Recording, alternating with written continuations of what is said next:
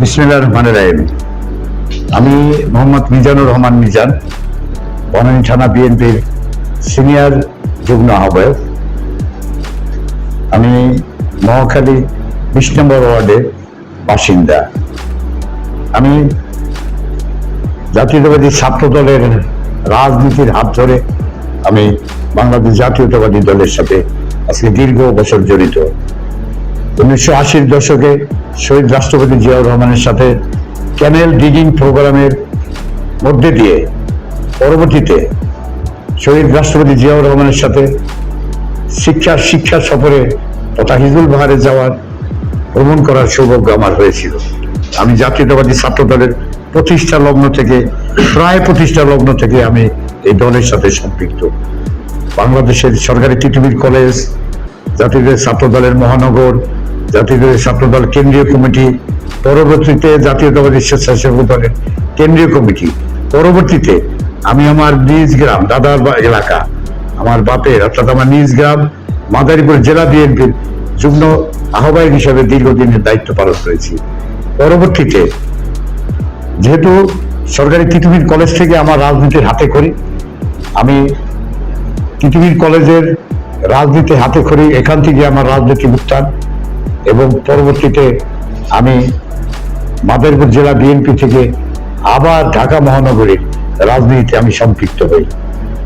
বর্তমানে আমি ঢাকা মহানগর আওতাধীন বনানী থানা বিএনপির সিনিয়র যুগ্ম আহ্বায়ক অর্থাৎ সদস্য সচিবের পদমর্যাদায়। ইতিমধ্যে বনানী থানা বিএনপির আমি 2টি দায়িত্ব পালন করেছি। থানা বিএনপির আহ্বায়ক এবং সদস্য সচিবের 2টি দায়িত্ব দীর্ঘদিন আমি পালন করেছি।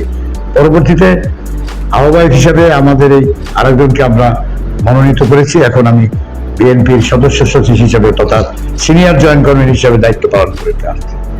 আমি সারাক্ষণ দলের সার্বক্ষণিক একজন ওয়ার্কার হিসাবে সকলেই জানে। আজকে ব্যক্তির ভাষায় বলতে চাই যে বাংলাদেশ জাতীয়তাবাদী দলের সাথে দীর্ঘ 50টি বছর আমি ওতপ্রোতভাবে জড়িত। বাংলাদেশের সরকারি তিতুমির কলেজ সহ বাংলাদেশের বিভিন্ন ইউনিটে আমি কাজ করেছি। পরবর্তীতে আজকে এই দীর্ঘ প্রায় 20টি বছর যাওয়ার বনানী থানা বিএনপির সাথে সম্পৃক্ত। আন্দোলন সংগ্রামে রাজপথে আমি কোনোদিন অবহেলা করিনি এবং এই দলের পিছনে আমার যেরকম শ্রম, যেরকম মেধা, পাশাপাশি আমার অর্থনৈতিকভাবে আমি এই দলকে আমি অনেক কন্ট্রিবিউশন করেছি, যেটা আমাদের স্থানীয় নেতৃবৃন্দরা জানেন আপনারা যে দীর্ঘ 17টি বছর এই ঢাকা 17 আসলে আমাদের কোনো গার্ডিয়ান ছিলেন না, আমাদের কোনো নেতা ছিলেন না। আমরা অনেক প্রত্যাশা করেছিলাম যে এই এলাকায় একসময় 1991 সালে তৎকালীন প্রধানমন্ত্রী আমাদের প্রিয় নেতা মরহুমা বেগম খালেদা জিয়া 1991 সালে এখানে ভোট করেছিলেন। সেই ভোটের সাথে সম্পৃক্ত ছিলাম আমি। আমরা সেদিন প্রায় 73,000 ভোটের ব্যবধানে আমাদের প্রিয় নেত্রী বেগম খালেদা জিয়া এই ঢাকা তৎকালীন 5 এখানে নির্বাচিত হয়েছিলেন এবং এখান থেকেই তিনি পরবর্তীতে প্রধানমন্ত্রী হয়েছিলেন। তা আমরা দীর্ঘ বছর যাবত প্রত্যাশা করেছিলাম যে আমাদের এই নির্বাচনী এলাকায়, যেহেতু আমাদের এই দীর্ঘ 17টি বছর আমাদের কোনো গার্জিয়ান ছিল না, আমাদের দেখভাল করার কেউ ছিল না, আমরা অতি কষ্টে আমরা বিশেষ করে আমি সার্বক্ষণিকভাবে এই দলকে সংগঠিত করার জন্য সার্বক্ষণিক আমি চেষ্টা চালিয়ে এসেছি। আমাদের প্রত্যাশা ছিল যে এই ঢাকা সাবেক 5 বর্তমান ঢাকা 17 এখানে দেশনেত্রী এবং খালেদা জিয়া এমপি হয়েছিলেন। আমাদের প্রত্যাশাও ছিল যে এই এলাকায় আমাদের প্রিয় নেতা জনাব তারেক রহমান নির্বাচন করুক। আমাদের সেই প্রত্যাশা পূরণ হয়েছে। আমরা অত্যন্ত সৌভাগ্যবান যে আমরা আজকে প্রধানমন্ত্রী আমাদের এই নির্বাচনী এলাকার ভোটে নির্বাচিত প্রধানমন্ত্রী। আমরা অত্যন্ত গর্বিত এবং আমরা অত্যন্ত আনন্দিত যে আজকে দেশের প্রধানমন্ত্রীকে আমরা পেয়েছি আমাদের এই ঢাকা 17। সম্মানিত এলাকাবাসী, আপনারা জানেন ইতিমধ্যে এদেশে একটি গণতান্ত্রিক সরকার প্রতিষ্ঠিত হয়েছে। আগামীতে স্থানীয় সরকার নির্বাচন হবে। এবছর থেকেই ইউনিয়ন পরিষদের নির্বাচন শুরু হতে যাচ্ছে। হয়তো এই বছরের শেষের দিনে কোনো এক সময় ঢাকা মহানগরের, বিশেষ করে ঢাকা উত্তর সিটি কর্পোরেশন এবং দক্ষিণ সিটি কর্পোরেশনের বলে নির্বাচন হবে। আমি দীর্ঘদিন যাবত রাজনীতি করেছি। আমি কোনো পদের পাশাপাশি আমি সার্বক্ষণিক জনগণের কাছে থাকি। আমি মনে করি যে আমি আগামীতে এই এলাকার জনগণের জন্য কাজ করতে চাই।